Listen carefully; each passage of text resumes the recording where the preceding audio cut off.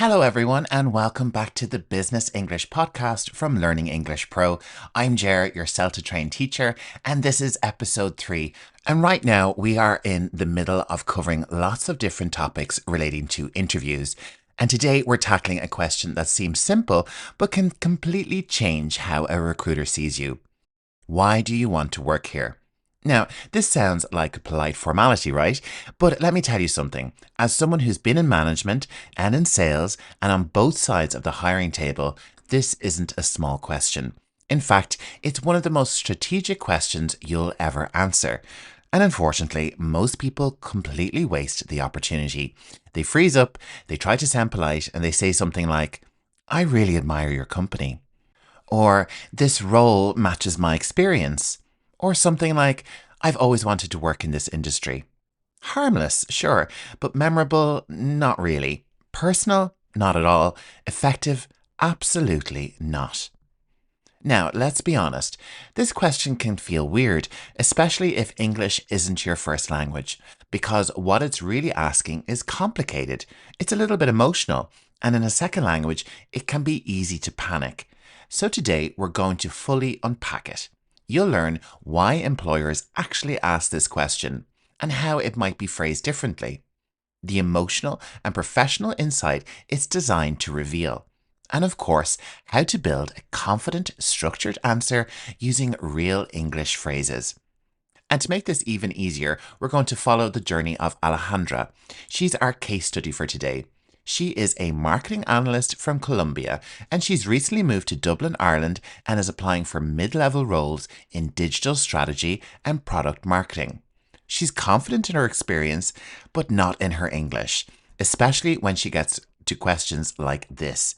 She told me recently, "I don't know what to say that doesn't sound fake. I like the company, but I don't want to say something that sounds too obvious or copied from a website." In my role as a teacher, I hear this a lot from learners, professionals, and even native speakers. This question is harder than it looks, and that's exactly why we're starting here. Why do employers ask this question? Let's hear from a recruiter. I spoke to one recently, Anna, my friend, who hires internationally for a global tech company. She told me that when she asks this, she's looking for alignment. She wants to know you understand who the company is, what they do, and how you see yourself fitting in. If you can answer that clearly, you stand out immediately. Let's pause here. This is the key. This question isn't about admiring the company, it's about alignment, about fit, about what you bring and why this company is right for you. Now, if you've already downloaded the worksheet for this episode, flip to page 2. There's a short article there that unpacks this mindset shift and helps you think differently about how to prepare for this question.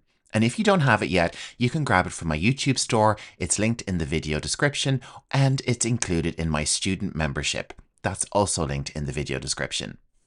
Let's move on to different variations of this question. This question might be asked in lots of different ways. For example, what attracted you to this company? Why did you apply for this role? What do you know about us? How do you see yourself contributing here? So, if you're only preparing for the exact sentence, "Why do you want to work here?" you might miss the opportunity to give a great answer because the question sounds different, but they all mean the same thing. That's why we need to think bigger. That's why we need a framework, and that's what we're going to build together. Let's start breaking down how to actually prepare this question. We'll look at how Alejandra researched her dream company, how she pulled out key values from their website, and how she used that to craft a compelling, structured answer. And I'll also walk you through the 3-part structure that I teach to all my business English clients, and you'll get to try it yourself. Alejandra is applying for a digital marketing role at a well-known Irish tech company. The role involves working with global clients, planning campaigns, and using analytic tools to drive performance. Now, when she first applied, she wrote in her cover letter, "I admire your company's reputation and commitment to innovation." And listen, that's a nice sentence, but it really could apply to any company. It's vague, it doesn't show real research, and it doesn't tell the recruiter why Alejandra wants this role in this company. So, what did we do? We sat down together and looked at the company's website. Not just the About page, but we went really deep. Here's what we focused on. We looked at the company values. We found a section called Our Mission and Values, and there were 3 main points that we could pull out. A good idea to pull out the main points is to copy and paste the mission and values or a similar statement into AI and get it to summarize it for you. But in Alejandra's case, the 3 main points for her desired company were transparency, collaboration, and making data work for people. We wrote these down in a notebook. Then we really tried to examine what each of these points really means. What's the meat on the bones when we talk about these points for this company? With transparency, transparency means open communication between teams. The term collaboration means learning from different departments and working cross-functionally. And when it comes to making data work for people, that's about creating insights that helps real humans, not just charts and data. This was a huge step. It took something abstract and made it real. And we started to understand the company's mindset. The next place we went to have a look was the job description for what she was applying for. The job description used phrases like customer journey optimization and cross-team coordination. It also had reporting performance metrics to stakeholders. These all sound very scary, don't they? But we didn't just copy down these phrases. We asked, what experience does Alejandra have that connects to this? And sure enough, she had worked on a project in Bogota where she had led a campaign for a healthcare app. It was a fantastic experience for her, and she had to coordinate between the tech team, the design team, and the client. So she had real valuable stories. She just hadn't made the connection yet. And here's what I told her. If you want to answer, why do you want to work here? You need to be ready to answer 2 connected questions. 1, why do you admire this company specifically? And 2, how does that connect to your values, your experience, and your goals? That's the bridge, and that's how you answer this question. So we started to write everything down. We didn't want to sound too fancy. Alejandra just made clear, honest connections between her background and the company's mission. Now, I'm actually going to read out to you the first draft of her answer.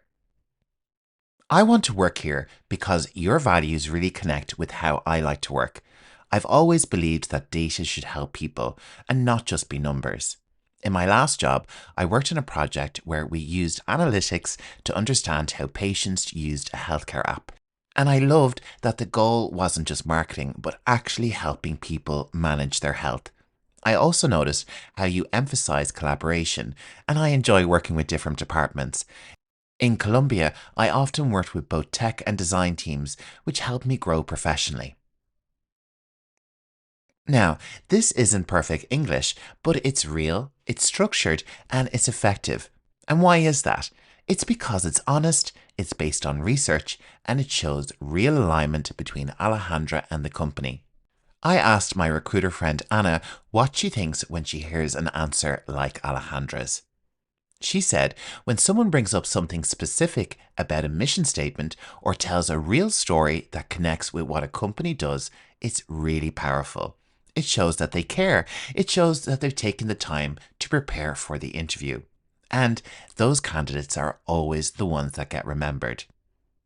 That's the impact we want, people. And you can do the same, even if English isn't your first language. You don't need to be perfect. You just need to be prepared. And you need to show that you've thought about this role, this company, and why it matters to you. In the worksheet that's tagged with this video, there's an activity on page 4 where you can match your personal goals with a company's values. It's a really powerful way to start connecting your story to the job you're applying for.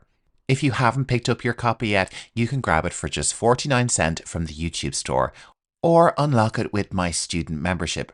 It's 5 pages, includes the articles we talked about earlier, this alignment activity, and another role play practice, which I'll talk about later.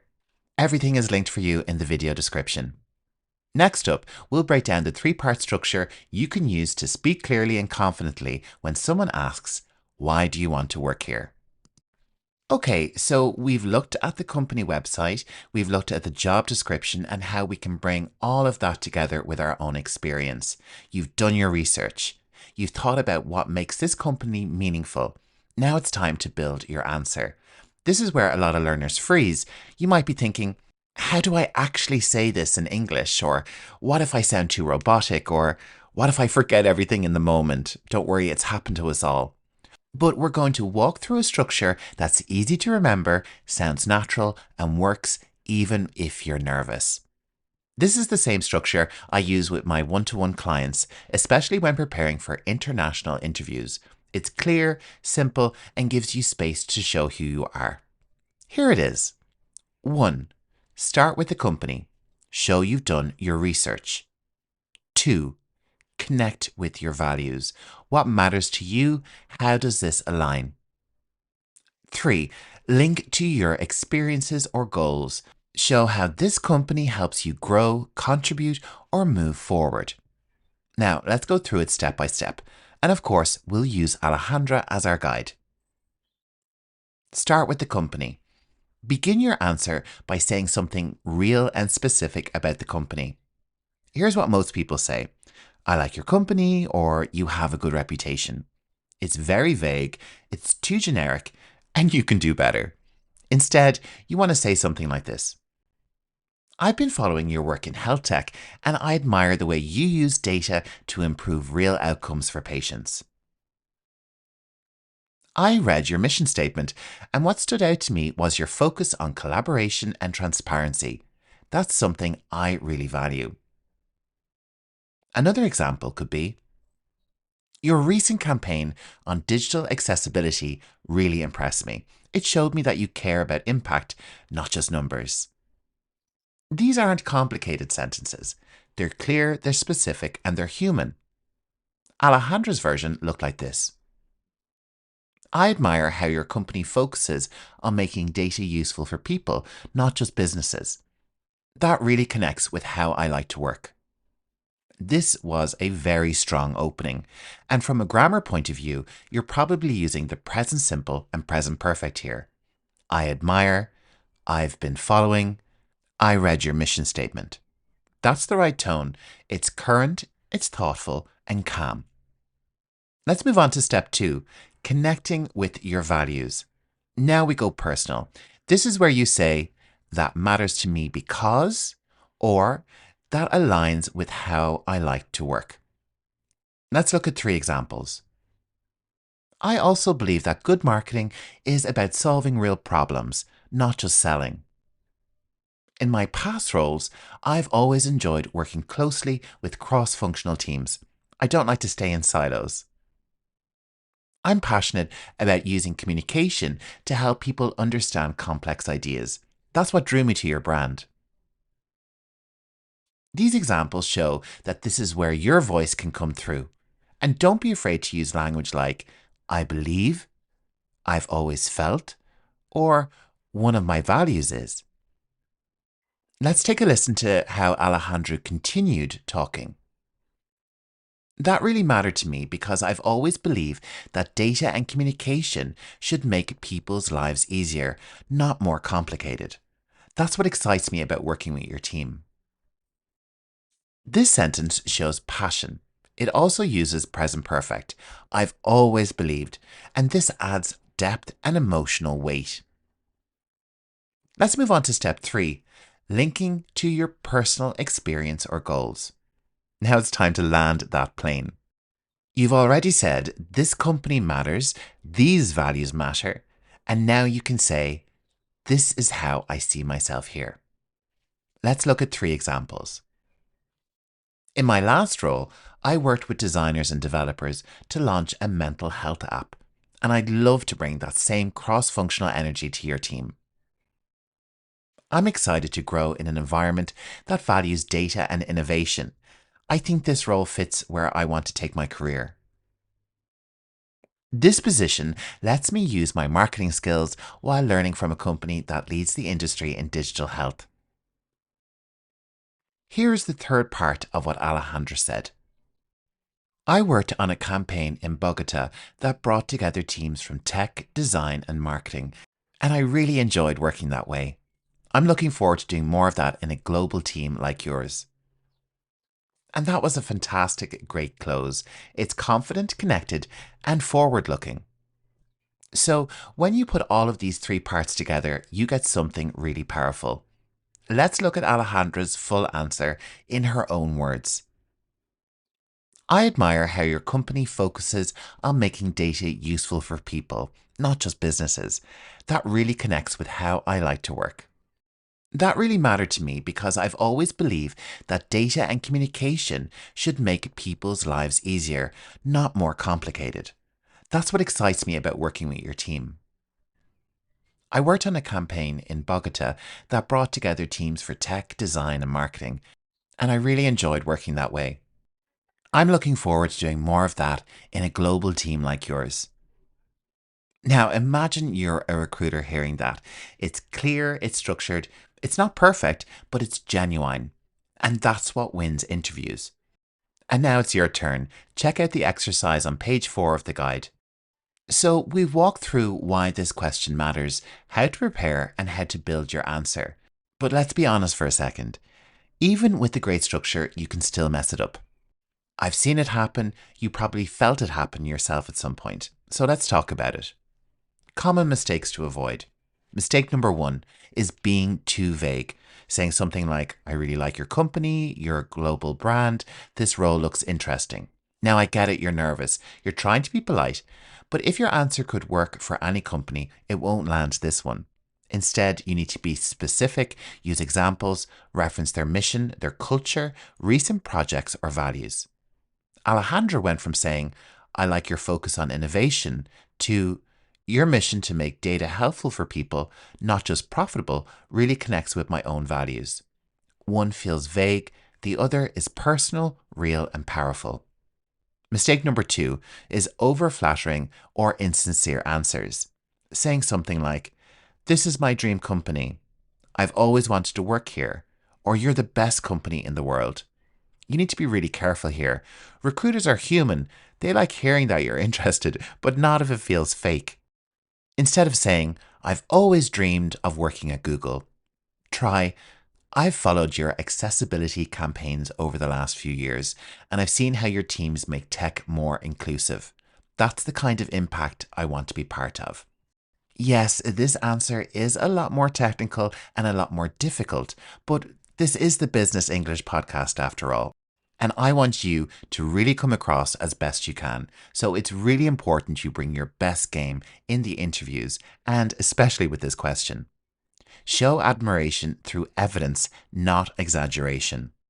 Mistake number 3 is talking only about what you want.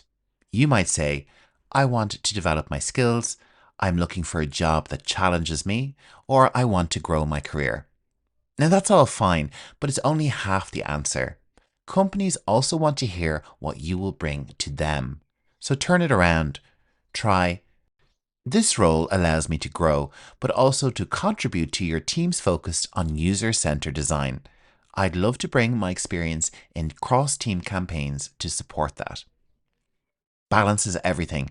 Make it about you and them, not just you. Now, let's look at some grammar that makes you sound confident and not rehearsed. You should use the present perfect for experience with ongoing relevance.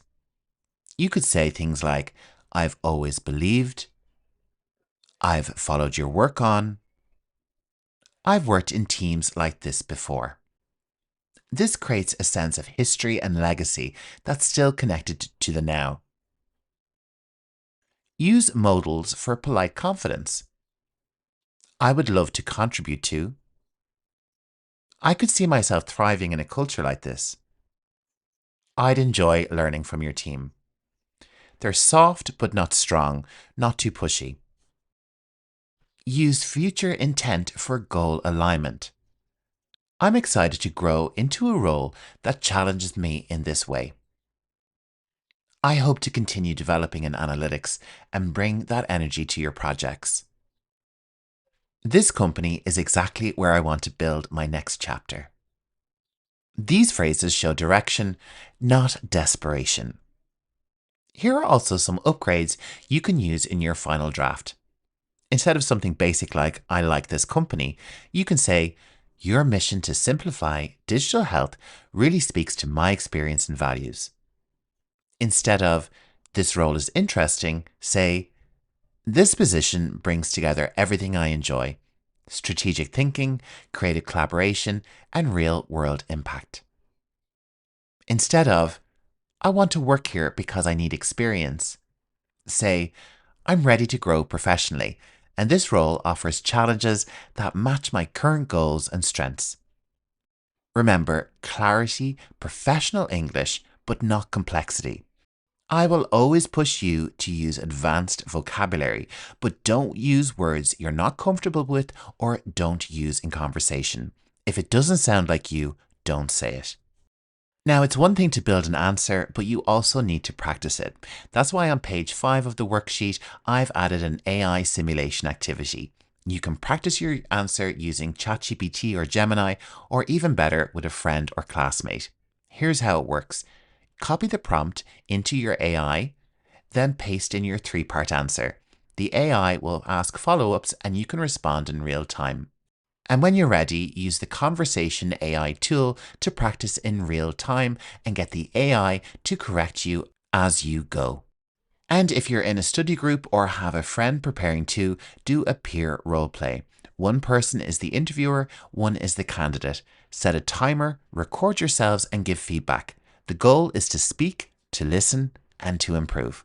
You don't need to be perfect, but you do need to be prepared. And the more you practice, the more natural it will feel. So try out the task on page 5 and let me know how it goes in the comments. I'd love if you even posted your full answer. I love reading them and I'll give you a special voice note feedback for my student members. Let's take a breath. This question, why do you want to work here, might seem like a simple line on a list of interview topics. But as we've seen today, it's much more than that. It's a test of your confidence, awareness, language control, self-knowledge, and ability to connect authentically in a high-pressure moment. But today, you've learned how to read between the lines of the question. You know now how to spot variations like, what attracted you to this role? Or, how do you see yourself contributing here? You know that you have to research deeply and use my 3-part structure to show alignment. I've given you phrases that will help you speak clearly about your values and experience. We've also covered how to avoid common mistakes and to express yourself with emotional intelligence. That's not just interview prep, that's real communication growth that you can apply in lots of different contexts in your business English growth and development. And you should be proud of yourself for sticking through this full episode. And don't forget, this is episode 3. There are also 2 other episodes which cover interview topics that are right up your street if you've enjoyed this episode. And don't forget, I want you to write your 3-part answer in the comments. Break it into 3 short paragraphs: what you admire about the company, why that matters to you, and how it connects to your past experience or goals. And if you're a student member, you'll get a special voice note reply. Let's make this a place where we can all grow together. The PDF guide for this lesson is available in my YouTube store for only 49 cents, or it comes with the student membership you can click to join in the video description. In my next episode, we'll be looking at a powerful but often painful question. Can you tell me about a time you failed? We'll talk about how to speak about failure with maturity, how to avoid self-blame or oversharing, and how to turn a tough story into a confident professional response. That's episode 4, and I can't wait to share it with you. I've also got lots of shorts, more guides, and even more episodes covering interview questions and lots of different videos covering the topic coming soon this month. All of it's here on Learning English Pro. With this podcast, you're not just learning business English, you're learning how to speak about yourself with confidence, clarity, and pride. That's what it's all about. That's what Learning English Pro is about. I'm so glad you're here. I'll see you in the next episode. I'm Jer. Take care and keep growing.